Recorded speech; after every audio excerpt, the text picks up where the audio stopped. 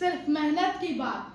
हर दिन बनाएंगे अपना खास, आज सीखेंगे कल जीतेंगे, और दुनिया से कहेंगे हमसे बेहतर कहाँ। तो चलिए दोस्तों, इसी के साथ हम अपना वीडियो शुरू करते हैं, जिसमें हम लोग डिस्कस करने वाले एक टॉपिक के बारे में, जिसका नाम है साउंड।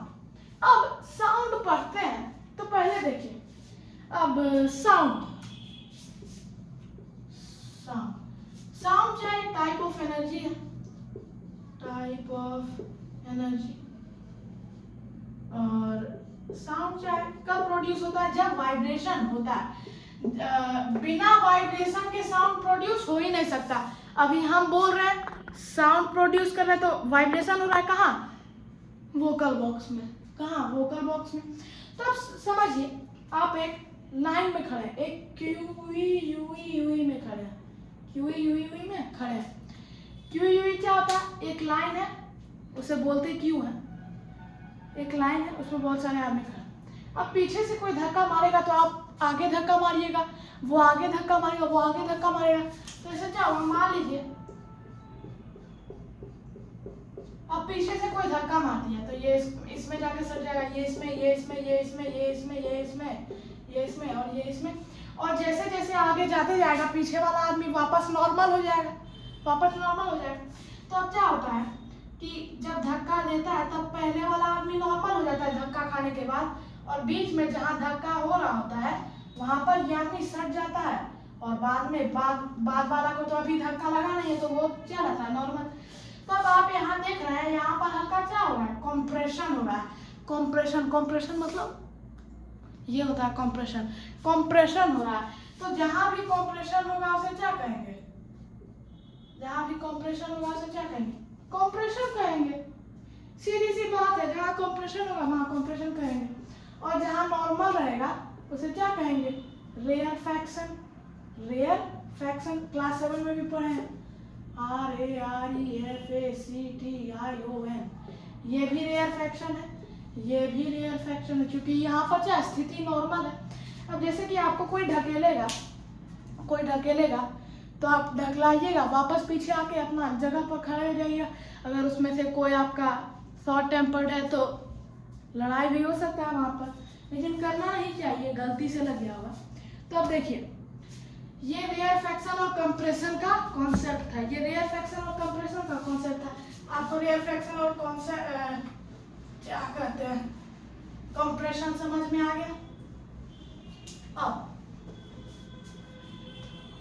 अब साउंड पढ़ने से पहले आपको काफी सारे उसके रिलेटेड टर्म्स के बारे में पढ़ना रहता है, टर्म्स के बारे में पढ़ना रहता है। तो अब देखिए, ये है एक, यहाँ पर आपका माउथ है, पानी है इसीलिए ऐसे चल रहा है, तो ऐसे नहीं चलता है। ये पानी की भिंगा के गलती कर दी, सूख भी नहीं रहा है। रुकिए, इससे पूछ लेंगे अब क्या। अब देखिए, ये है ईयर, ये है ईयर। तो अब देखिए, आप बोल रहे हैं अपने माउथ से, और वो सुन किससे रहा? अपने ईयर से। तो जब साउंड ट्रेवल करता है, वो हमेशा इस प्रकार से ट्रेवल करता है, इस प्रकार से। अब आप देख रहे हैं, ये एक मीन लाइन हमने खींचा, ये क्या है? ये जो लाइन है, इसे बेस लाइन, मीन लाइन, जो आपको करना वो कर लीजिए। ये काफी सारे पॉइंट्स पे इंटरसेक्ट कर रहा है, ये पॉइंट पे, ये पॉइंट पे, ये पॉइंट पे, ये पॉइंट पे, और ये पॉइंट पे। तो आप इसमें से कोई भी पॉइंट को रेयरफैक्शन या कंप्रेशन डिक्लेयर कर सकते हैं। मान लेते हैं हम इसको रेयरफैक्शन किए, तो इसको क्या देना पड़ेगा? कंप्रेशन। ये रेयरफैक्शन, तो ये कंप्रेशन, ये रेयरफैक्शन। तो देखिए, रेयरफैक्शन और कंप्रेशन हमेशा ऑल्टरनेट होता है। ऑल्टरनेट मतलब एक रेयरफैक्शन एक कंप्रेशन, एक रेयरफैक्शन एक कंप्रेशन, चाहे दोनों ऑल्टरनेट है। तो अब ये जो आपका पूरा प्रोसेस था यहाँ से वहां भेजने का, इस पूरे को कहते हैं वेव, इस पूरे को कहते हैं वेव। इसीलिए जब आप कोई भी साउंड करते हैं, तो मेरा साउंड आपके पास जा रहा है साउंड वेव के थ्रू, एक वेव है, जो हम बोले अभी, जैसे कि बोले हाँ, ये एक वेव गया। तब देखिए, अब अगला टर्म जो आपको पढ़ना है, अगला टर्म वो है वाइब्रेशन। वाइब्रेशन क्या होता है? एक रेयर फ्रैक्शन से दूसरे रेयर फ्रैक्शन को क्या कहते हैं? वाइब्रेशन। एक रेयर फ्रैक्शन से दूसरे रेयर फ्रैक्शन को क्या कहते हैं? वाइब्रेशन। या फिर एक कॉम्प्रेशन से दूसरे कॉम्प्रेशन को भी क्या कहते हैं? वाइब्रेशन। एक कॉम्प्रेशन से दूसरे कॉम्प्रेशन को भी क्या कहते हैं? वाइब्रेशन कहते हैं। या तो एक रेयर फ्रैक्शन से एक रेयर फ्रैक्शन, या तो एक कॉम्प्रेशन से एक कॉम्प्रेशन। कपड़ा सूखा नहीं सूखा? हाँ, तो चलिए इसी से काम करना होगा। तो आपको वाइब्रेशन के बारे, अरे यार मिटाए क्यों? अच्छा मिटाए नहीं है तो मिटाए देते हैं। तो आपको वेव और रेयर फ्रैक्शन कॉम्प्रेशन के बारे में पता चल गया। ये एक वेव है, ठीक है। और अब ये बेस लाइन है, ये बेस लाइन है बीच वाला। अब ये वेव का मैक्सिमम हाइट है किससे? ये है मैक्सिमम, नहीं ये उससे ज्यादा है, तो ये क्या होगा? मैक्सिमम होगा। और ये भी क्या होगा? मैक्सिमम होगा। ए अब जो maximum height on either side of the base line is called amplitude. Maximum height of the wave on either side of the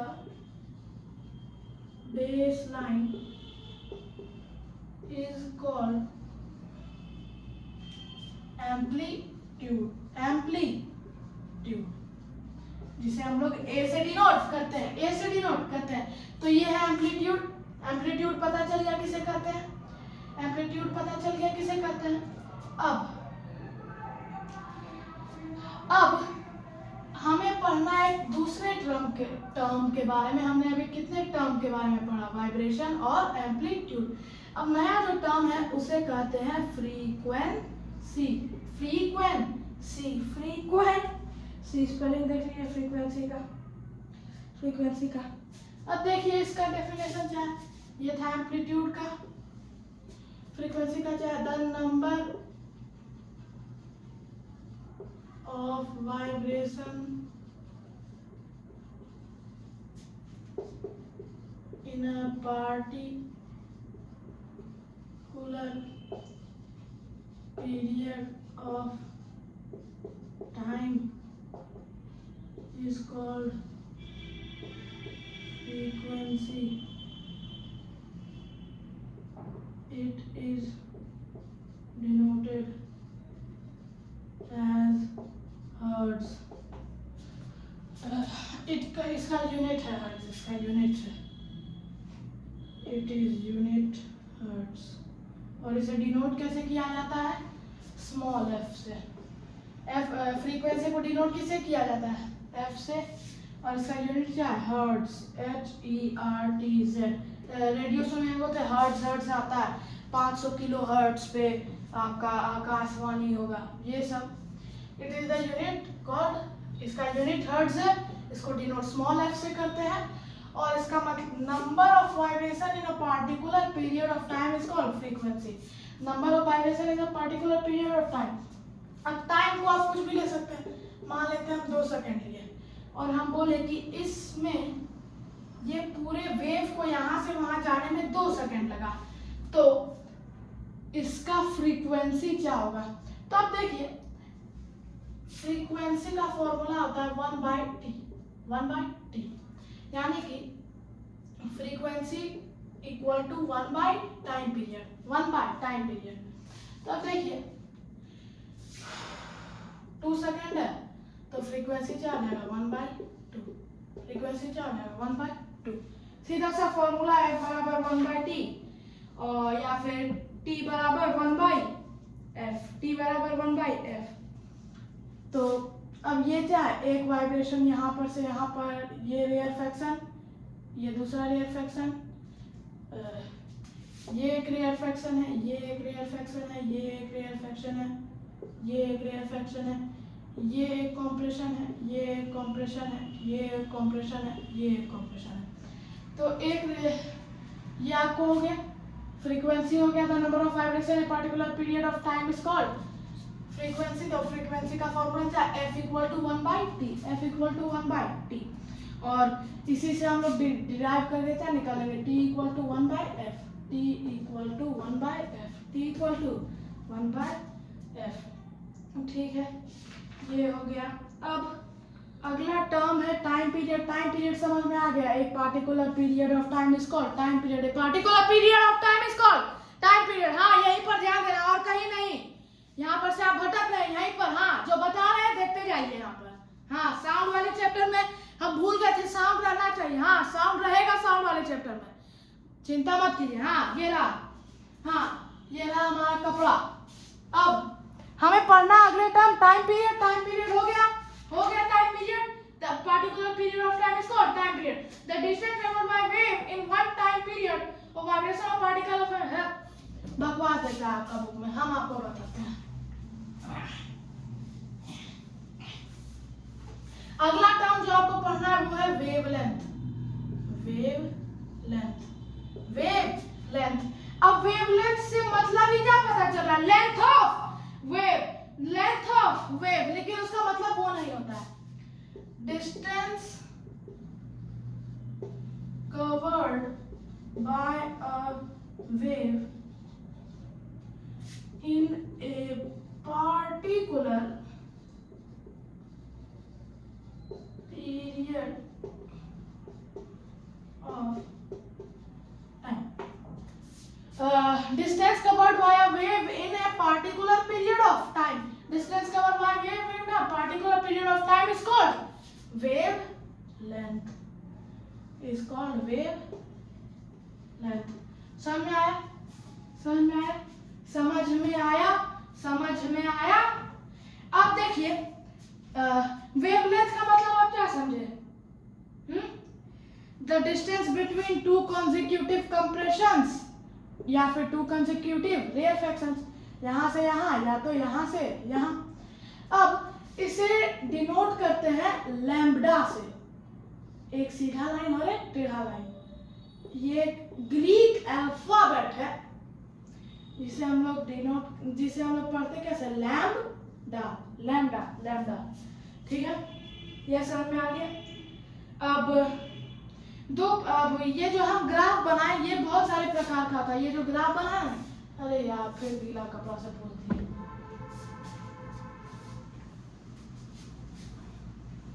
हाँ, तो देखिए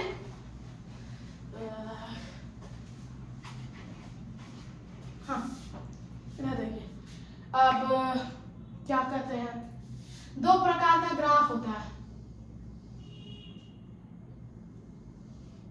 कितना प्रकार का, यहाँ दो ग्राफ बना दिए। एक ग्राफ होता है डिस्प्लेसमेंट टाइम ग्राफ, एक ग्राफ होता है displacement distance graph. Displacement distance graph, उसमें क्या होता है, दोनों में अंतर क्या है कि इसमें बाकी सब सेम रहेगा। ये इसमें एम्पलीट्यूड है, इसमें भी एम्पलीट्यूड रहेगा, इसमें भी रेयरफैक्शन है, इसमें भी कंप्रेशन है, इसमें भी रेयरफैक्शन और इसमें भी कंप्रेशन रहेगा, इसमें भी वाइब्रेशन रहेगा, इसमें भी वाइब्रेशन रहेगा। इसमें सिर्फ एक चीज का अंतर है, वो है यह डिस्प्लेसमेंट डिस्टेंस ग्राफ और ये है डिस्प्लेसमेंट टाइम ग्राफ। अब देखिए डिस्प्लेसमेंट तो हम लोग दिखा दिए किसे, एम्पलीट्यूड से। अब हमें दिखाना चाहिए टाइम डिस्टेंस। अब डिस्टेंस का हम लोग क्या बताते हैं, wavelength distance covered by the wave in a particular period of time. तो अब वेवलेंथ को हम लोग क्या कहते हैं, एक कंप्रेशन से दूसरे कंप्रेशन को। तो ये एक कंप्रेशन है, रुकिए ब्लैक मार्कर से दिखाते हैं, अलग अलग मार्कर का यूज करेंगे तो आपको समझ में इजी से आएगा। हाँ, ये एक कंप्रेशन है, ये भी एक कंप्रेशन है। यहां से एक कंप्रेशन से दूसरे कंप्रेशन को क्या कहेंगे, वेवलेंथ कहेंगे। और वहीं पर एक रेयर फ्रैक्शन से स्टार बना लेते हैं, एक रेयर फ्रैक्शन से दूसरे रेयर फ्रैक्शन को भी क्या कहेंगे, वेवलेंथ। लेकिन इसे हम लोग यहाँ पर लिखते नहीं है वेवलेंथ, इसे हम लोग किससे डिनोट करते हैं, लैम्डा से, लैम्डा से, लैम्डा से। एक रेयर फ्रैक्शन से दूसरा रेयर फ्रैक्शन को हम लोग किससे डिनोट किए, लैम्डा, क्योंकि वो क्या है, डिस्टेंस को दर्शाता है, कौन, वेवलेंथ, और वेवलेंथ को लैम्डा से डिनोट करता है। अब इसमें सिर्फ एक ही, इसमें भी डिस्प्लेसमेंट है, इसमें भी एम्पलीट्यूड से डिस्प्लेसमेंट दिखा दिए। अब इसमें क्या होता है, एक कंप्रेशन से दूसरे कंप्रेशन के बीच में टाइम लिखा जाता है, एक रेयर फ्रैक्शन से दूसरे रेयर फ्रैक्शन के बीच में टाइम लिखा जाता है, यानी कि टी, कि ये बताता है एक ये बताता है कि एक पार्टिकुलर टाइम में, टाइम हमें पता नहीं है, लेकिन एक पार्टिकुलर टाइम में कितना डिस्टेंस कवर करता है, और इसमें बोला कि एक पार्टिकुलर डिस्टेंस कितने टाइम में कवर करता है। मतलब इसमें हमें डिस्टेंस नहीं पता और इसमें हमें टाइम नहीं पता, तो इसीलिए इसमें क्या होता है, ये इसमें डिस्टेंस होता है, इसमें टाइम होता है, दोनों में यही अंतर है। और हमने इसी के साथ इस वीडियो में हमने जो मेरा यहाँ पर मेन मोटिव था कि आपको साउंड का इंट्रोडक्शन देना, रेयर फ्रैक्शन, कंप्रेशन के बारे में 2-3 तरह से बताना, वेव से रिलेटेड टर्म्स बताना, amplitude, vibration, time period, frequency, और टाइम पीरियड और फ्रीक्वेंसी के बीच में रिलेशन क्या बताए थे, F बराबर 1/T, T बराबर 1/F, वेवलेंथ के बारे में बताना, और रिप्रेजेंटेशन ऑफ वेव यानी कि वेव को, ग्राफ को 2 प्रकार से बनाना भी सिखाया। अगले में हम लोग पढ़ेंगे कैरेक्टरिस्टिक्स ऑफ साउंड, वो किस में डिपेंड करते हैं, कुछ क्वेश्चंस करेंगे, और ये चैप्टर आपका यहीं पर खत्म हो जाता है। और हाँ, एक भी शॉर्ट आउट टू एक चैनल है जिसका नाम है,